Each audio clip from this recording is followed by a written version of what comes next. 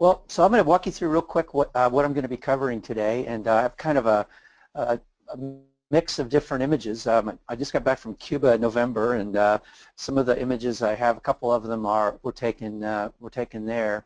For example, this first one, we had the opportunity to photograph ballerinas from the National Ballet, Cuban National Ballet, and this is one of those shots. And I'll be showing you how I created a kind of a painterly effect with this image that ended up looking, let's see here, there we go, that looks a couple of different options there on how I did that one, and I will walk through that and I'll show you what I did. Another one here that I have, you know, these are some of the cars, American cars that are still in Cuba. You know, they have more Detroit metal in Cuba than any other country in the world, and they line up outside the hotels as taxis. So this is one of the shots that I took there, and because of the bright colors and everything, I really wanted to turn it into a painting that looked something like this. So again, I'll walk you through kind of how I got to that result. Another one that I have here, this is, many of you know I like to shoot infrared photography. I use a little Panasonic point-and-shoot camera for that. And this is a shot taken also in Cuba. This is Colomar here in the distance. And this is, I do just a few minor adjustments using clarity and adjust to end up with an image that looks like this. Not a whole lot being done there, but it gets our blacks real black and gives us real nice contrast in that infrared image. Another one that I'll be showing you, this is another one of the places I lead tours to. I've got two coming up next year, and this one is, again, I wanted to try and do something to give it kind of an old look, and also to kind of take advantage of this bald sky to lay some textures in. So I ended up with an image that looks like this, and we'll take a look at how I got to that result as well. This next one, this is a barn right here in Indiana. I love photographing here in my own backyard. We have some beautiful country here, and this is an image that I played around with and have several different results, but one of them takes us into a result that adds some texture. I'm not real pleased with the way this one turned out, so we may play around with that and see if we can come up with something something different. And then finally, this is an image that of a junkyard here in Indiana of an old car, and I played around again with several different outcomes for this image. And I wanted something that was real high contrast, but still had a little sepia tone to it, and I ended up here. So that's kind of, those are the images that I'm gonna work with today. So let's go back to the ballerina and take a look there. So I'll try and walk you through a little bit about each of the interfaces as we get to them as well. So whenever I'm working with an image, we have our background image here. This is our main image within Photoshop. I always start by duplicating that layer, and I label it whatever it is I'm going to do. So in this case, I'm going to start using Topaz Adjust. So I'm going to label this Topaz Adjust, and OK. And so now I have a layer here that's Topaz Adjust, and I'm going to, as I build these layers, we can go back and turn them on and off to kind of modify and adjust the effect. So I'm going to go up here to Filter, and down here to where I have my Topaz Lab products, and I'm going to start with Topaz Adjust. It takes a second to open up. It's pretty quick. And so this is where it starts. Now, one of the things that I've learned the hard way is that you always want to hit this reset button down here, because the app retains the last adjustments that you've made. So if you don't hit the reset, let's just see what happens when I hit reset here. See how it made an adjustment there? It's taken us back now to kind of a zero things out. So that's the exact image that we brought in. So I always start there. So let's just take a quick tour around this interface. Over here on the left, we have collections of presets. So each of these items here is a different collection. You can see we have a classic, a film, an HDR collection. These are collections of your own things that you've saved. You've got stylized, toned, and vibrant. And as you select each of those, let's just go ahead and select, well, we're on classic right now. All of those presets appear down here. And you can drag through them like I'm doing right now, and you notice the inset at the bottom is displaying what that change would look like. If you want to see them all at once, there's a little grid right here that you can click on, and it brings up all the different options that you have, and you can scroll through here and take a look and kind of compare and contrast the different looks. Now, just like many other programs that have presets, each of these presets is customizable, so you can select any one of these and then have it be, then go into it and customize it. So let me see here, close that out. So in this case, a lot of times I do select the presets, but I also like to do my own, just start from scratch. And for this particular image, there's not a lot I'm going to do here, so I'm going to end up going right into global adjustments to make some changes. But I'm sorry, first, before I do that, let's just continue on our little tour here. I kind of got sidetracked. Up here you have a button that allows you to show the original and the processed version of the image. So once we start making changes, you can toggle back and forth and see those. Or you can use this icon here and split the image in two and compare side by side. Over here you have, you can increase the size of the image, and you can either go in here and choose percentages, or you can fit it to the screen. So it's just a good way of getting a good look at what's happening. All right, so I'm ready to go in and make some adjustments to this. Rather than use the presets, I'm going to go straight to global adjustments. And I'm going to start with adaptive exposure. And with adaptive exposure, what I have learned to do with this, and what I like to do most often, is to bring this up to somewhere around 30 to 35%. And I then like to take my regions up to a similar, to close to the same number. So here's our before, and here's our after that adjustment. So we've increased the contrast just a tiny bit, and back this off just a little bit. So that's really all I would do on the global adjustments for this image, because I know where I'm going. I'm going to turn this into a painting, and I'm okay with this very textured look. So at this point, I'm going to go ahead and say OK. And we've made our Topaz Adjust changes. Now I'm going to go in, I'm going to duplicate for another layer. And this one, I'm going to do clarity. I'll say OK. And again, I'm going to go up to my filters, down to Topaz, and over to clarity.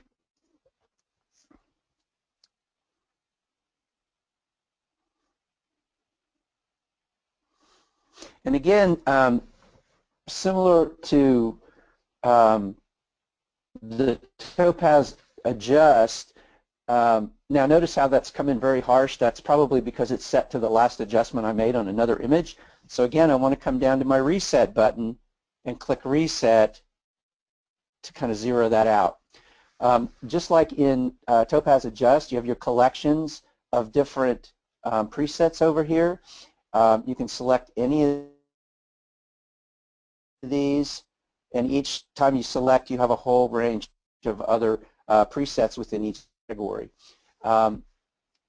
Within each category, then, you can either select those presets individually by clicking here and seeing the display that appears below, or you can click on the grid here again and see them all. And again, this is a case where I might choose something here and then make other adjustments to it, but in this case today, I am not going to do that. I'm going to start by coming right over here to my clarity adjustments. And you might have experienced a clarity button in other applications. I know for those of you who might do iPhone work, there are some apps that have a clarity button, and it's actually one button that's modifying each of these different contrast levels. But in Topaz, you have the ability to adjust your mid, your micro, your low, and your medium contrast all individually, so you can be much more specific. So I'm going to start by moving this up a little bit and watching the result that I get. So that's probably too much. I'm going to back that off a little bit, and my lower contrast and then medium. I'm going to drop this down.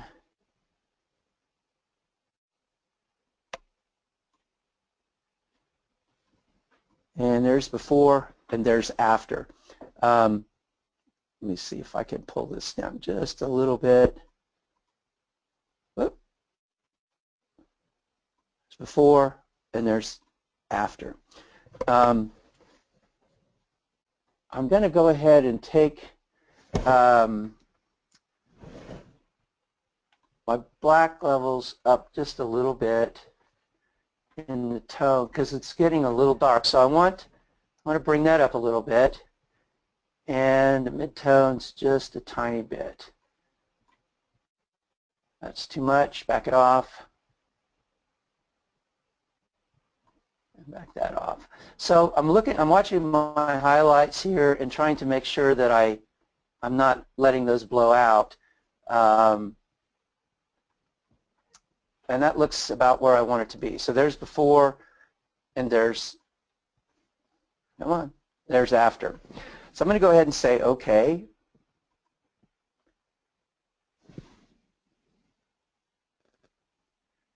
And it's saving that. It's taking just a second. Okay, so now we have our adjust and our clarity adjustments, and I'm ready to go into impressions because I want to turn this into a painting. So I'm going to go to duplicate another layer, and this one is going to be impression 2. And I assume everybody's aware that there's now a new impression 2 out there. If you haven't updated that already, you'll want to go do that because there are a number of new features that I think you'll appreciate with impression 2. And if you already have impression, it's a free upgrade, so you'll want to do that. Okay, so now I'm going to go up here to View, Filter, Topaz Impression 2. So within this interface, again up here, some of the same options that you have in some of the others. You can toggle back and forth between the original image and the one you're processing. You can enlarge here. You can jump to 100%, or you can click on Fit to Screen here and it jumps it right back. Over here you have several different options for display. So here's the whole image. Here's a split version of the image so you can see how your changes are affecting things. You can also split it vertically. So there are a variety of different ways that allow you to see what's going on. Over here on the right, each of these is a different preset that have been prepared by the folks at Topaz. And a preset is basically just a set of adjustments that have been created for a particular look. And again, each of these, as you select them, each is customizable. So what I like to do is go through and look at these presets and find one that gets close to what it is I'm trying to achieve, and then make whatever minor adjustments I might need to do. So a lot of times what I end up doing is I will simply toggle through the presets and look at how each one affects the image. And so I've already done this on the image that I'm doing, and there's one that I like that's called Dega, or Dega, let's see, where are you? Actually, I'm just going to go up here.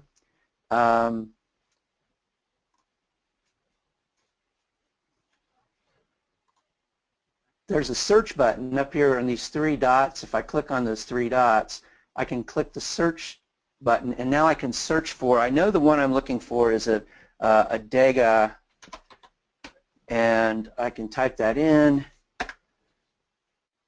and there it is. And the one I want is actually Dega Dancers 1.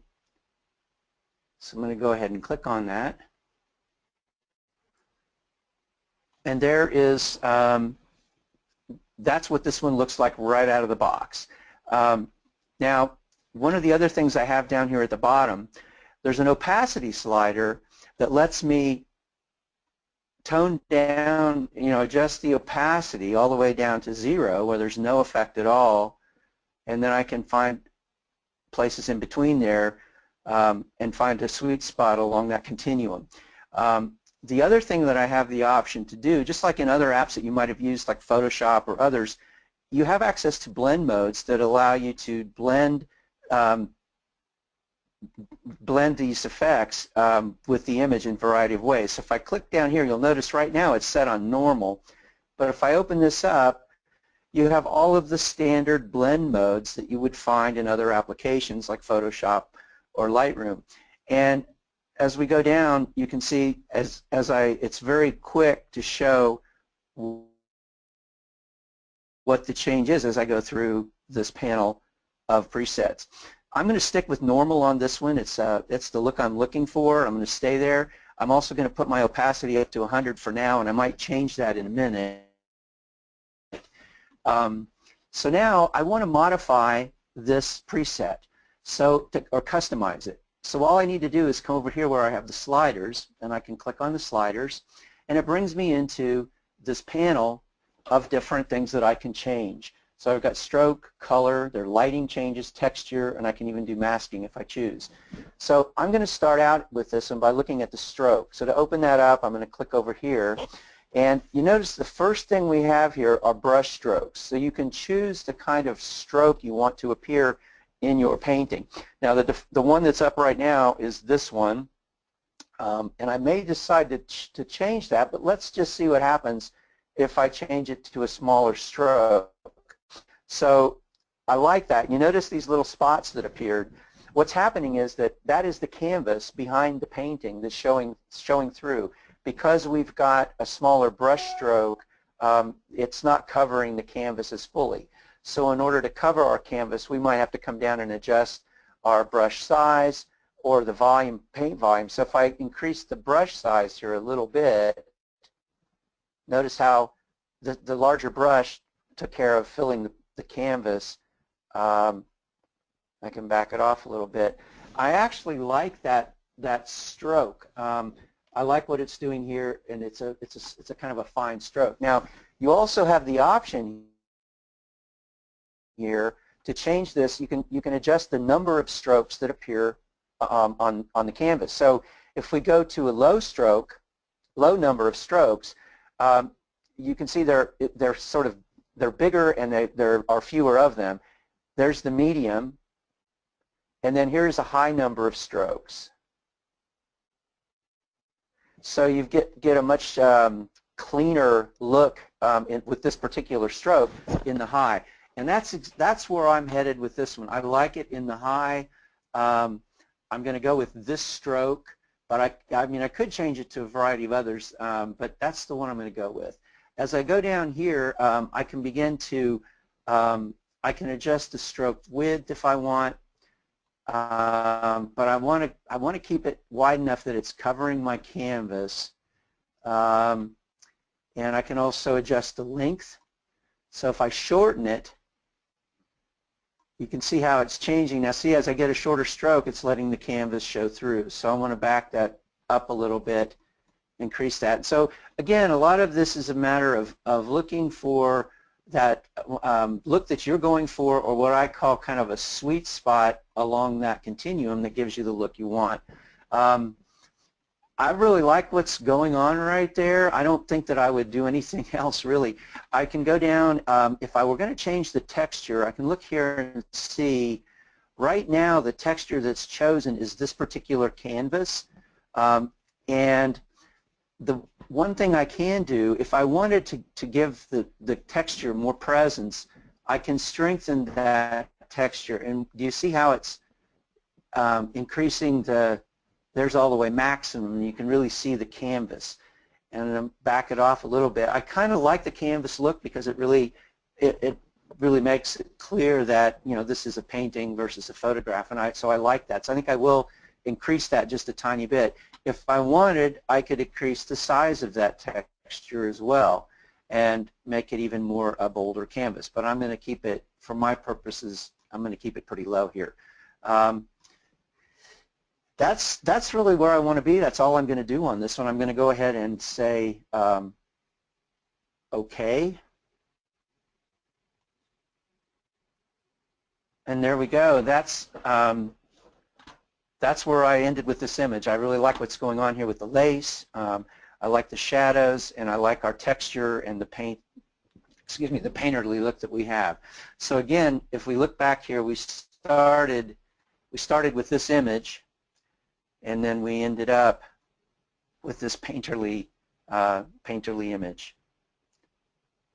All right, I'm going to go on to the next one here that we have. This one is Cars in Cuba. I'm going to go through many of the same steps that we just went through in order to get to another impressionistic look here using Topaz Impressions. So I'm going to start with this image, and again I'm going to start by duplicating a layer, and I'm going to start with Topaz Adjust.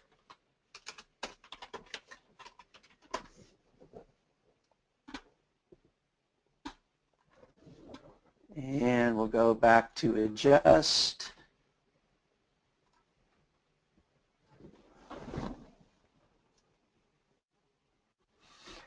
And again, I want to remember to hit the reset button so that I'm starting. There we go. You saw the change when I hit that. So again, on this one, I am going to go into my global adjustments. I could go over and choose a preset, but I'm going to start over here with my adaptive exposure. I'm going to pop this up to about 35 or so. And I'm going to increase my regions up to about 30, 35. So I don't know if let's look at that. There's before and there's after. So we've intensified some of the color. We've increased the contrast a tiny bit. It's just a much more vivid, sharper image. I can play with the contrast here, but I don't think if we bring it up a little bit, I don't like what's happening there. I don't want too much contrast. I think I'm going to leave it right where I had it in the beginning, which is right about there. I'm pretty good with what's going on here. I don't see a lot of noise in here that I want to mess with. I'm really fine just kind of leaving that right where it is. I could go into details, and let's just strengthen that a tiny bit and sharpen a tiny bit, and there's before that and there's after. So I think that's all I want to do there. I'm going to go ahead and say OK to those changes.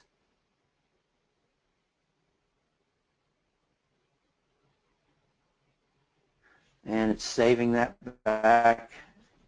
Here we are back in Photoshop. So now I'm going to go ahead, I'm going to duplicate that layer again, and I'm going to do a clarity layer.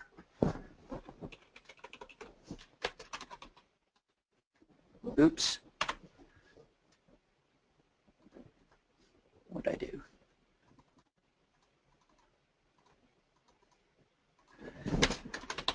If I could type, there we go. There's clarity, and I'm going to go into Filter, Topaz Labs Clarity,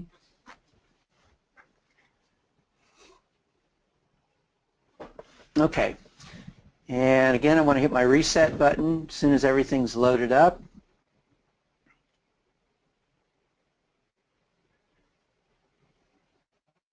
And we'll reset that. And now I want to go over here and look at, I don't know which one of these, we can stay with landscape. I just want to take a look and see if there's anything that jumps out at me here. And you know, I'm not seeing what I'm looking for. I'm gonna start again over here with my micro contrast, low contrast, and medium sliders, and I'm going to bring this up, and I'm watching what's happening as I make these adjustments, and a little bit there, and drop this down a little bit. So now, and I know I'm making these, I know that's pretty, there's before and there's after, so I've really intensified some of the contrast and the color, and actually I'm going to bring some of that down a little bit because it's more than I want, and that's a little better. So if I go in here, now if I go in here to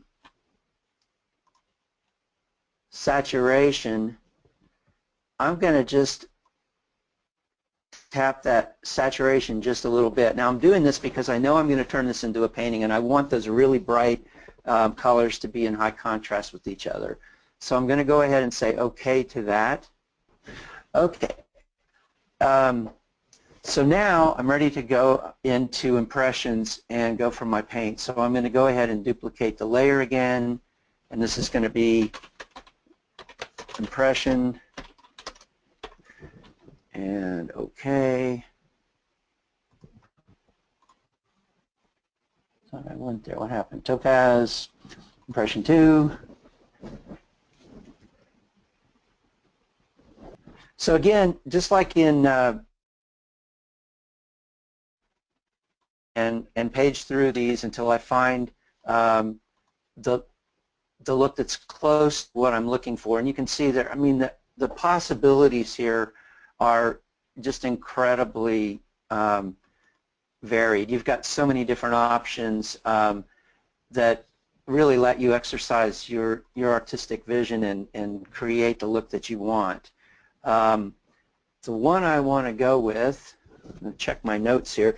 You know, that mentioning notes, I just wanted to mention to you too, as you're going through these and creating your own images, it's really a good idea to take notes of what you're doing and also to save your results as a preset so that you can recreate it. It's often really hard to go back after you've created something and get the exact same look if you haven't saved a preset or something like that, because the options are so many. So I'm looking for, see, this is where my notes, I'm just going to go back up here. I think it was the Dega again that I liked here. So let's see here, we'll go.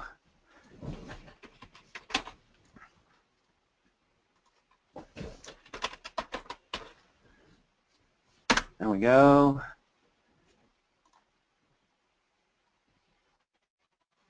Okay, so this is what I was looking for, but I want to go in and make some changes to these strokes. But I like the canvas look that I'm getting here, and I'm going to go in to customize this. So I'm going to tap on my sliders here, and again, I want to play with this stroke a little bit and see what happens as I change it.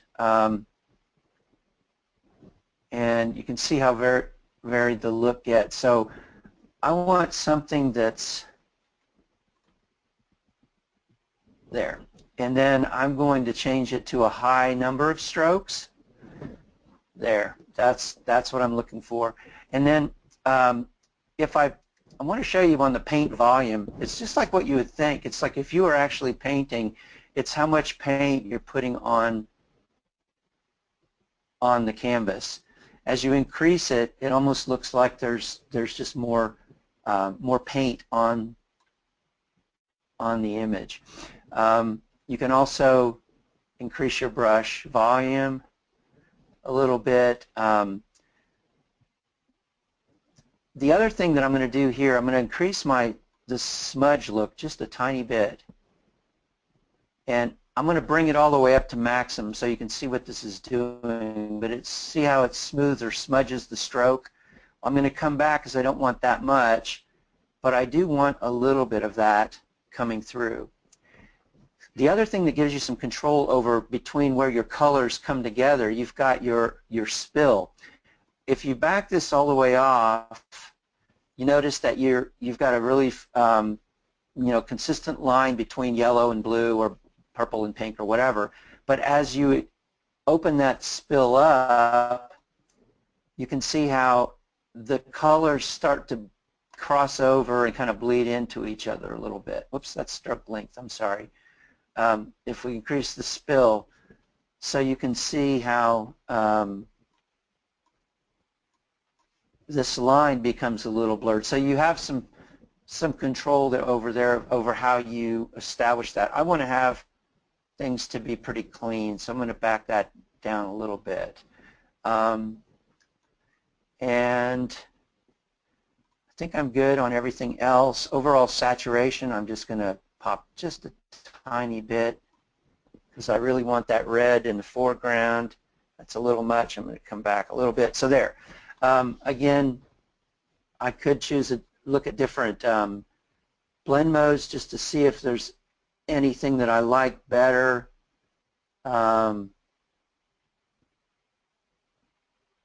I actually like the darken, but it's not showing the paint so much. I'm going to stick with normal on this. So this is kind of my process. A lot of times it is a little bit of trial and error until I come up with what I think looks the best. So I'm going to go ahead and say OK here. And there's our image with our painterly look of the Cuban cars. I love the bright, vivid colors and just a hint of canvas and the brush strokes. All right, let's go on to another one here.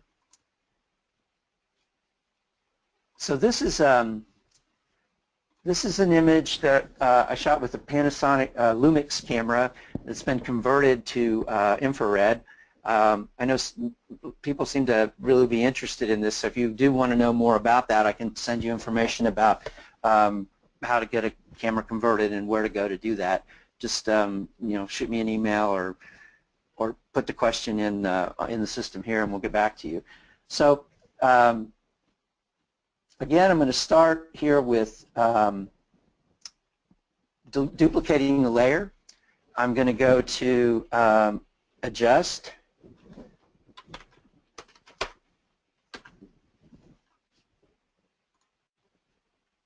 And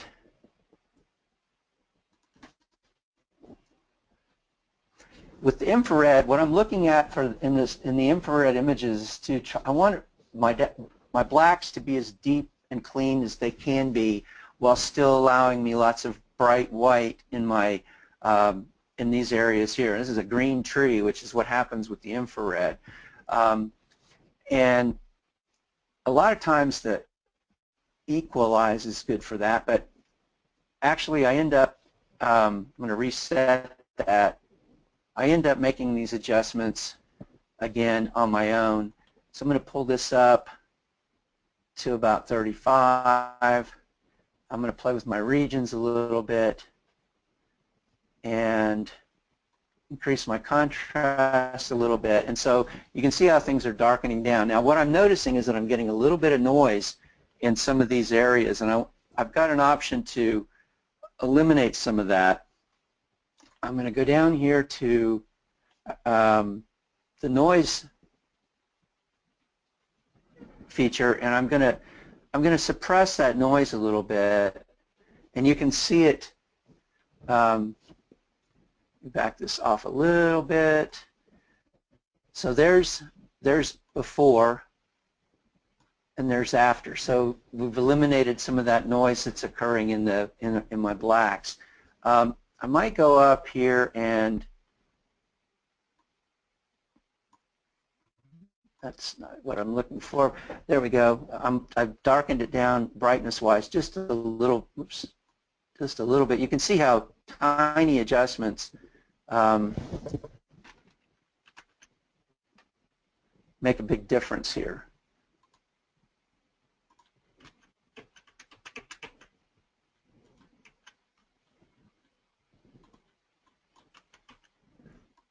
Okay, sorry. Okay, so I think that's about where I want it to be. So I'm going to go ahead and say OK to that. And now I'm going to make one more adjustment here. I'm going to do a clarity adjustment. And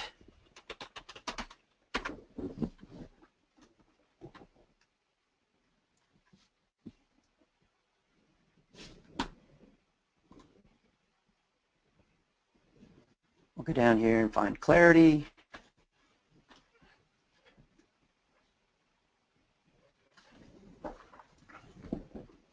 And this is the clarity tool on these infrared images is terrific because it lets you, again, adjust at that micro level.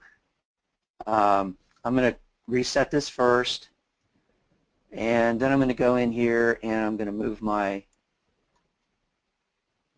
contrast, and I'm watching as I go.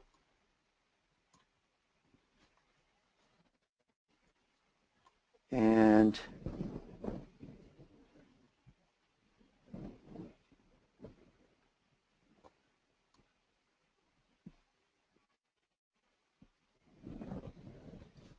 that's pretty much where I want to be, I think. Yep. I'm going to go ahead and say OK to that.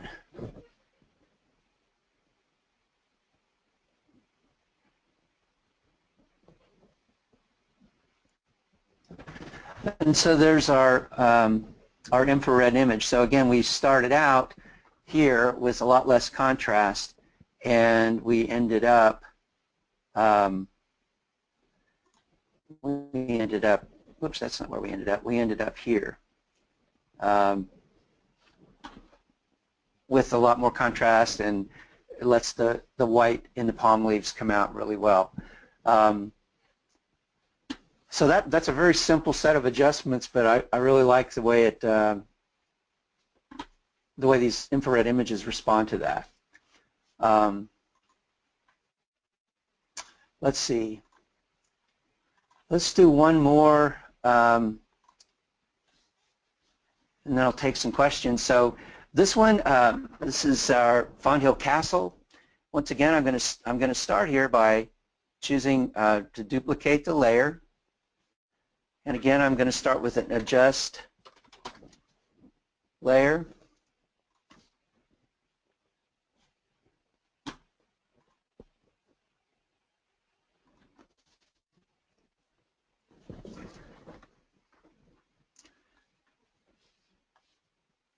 And on this one, let's go to look at the classic collection here. So part of what I'm looking for here in this one, because I have kind of not much going on in the sky, I'm looking for one of the presets that sort of brings out what little bit of cloud and that there is, but still gives me a nice look on the castle. Nothing like this one's too harsh, even though I've got a nice sky here. I'm going to go with this highlight recovery over here. It's still retaining a lot of the tone and texture that I'm looking for in the castle, but I'm getting a little bit of life out of the sky, and it's going to, even though I know I'm going to lay a texture on that, I think that's where I'm going to start. So I'm going to select that, and I may still come in and play with my adaptive exposure a little bit, and the regions a little bit, and I'm going to drop the contrast down just a tiny bit, as well as the brightness right in there. Let's just look at details. I think we're good there, but we could, this really looks pretty well sharp, and I'm going to just bump it a tiny bit. And there is before and there's after. So we've got a little bit of blue coming out in our sky. and I like the textures going on in the castle itself. So I'm going to go ahead and say OK.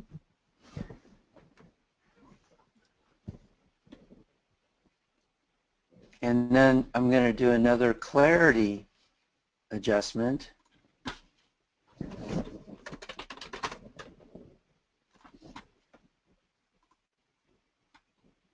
And where are you? And popped way too much from the last one. Okay, so again on this, I'm going to make some adjustments here.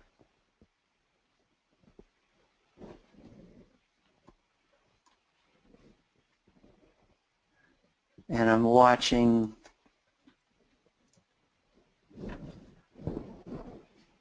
and I'm going to drop these midtones just a tiny bit. There's where I want. So there's before and there's after. There. Okay, we'll say OK to that. And now I want to go out and find a texture in Texture Effects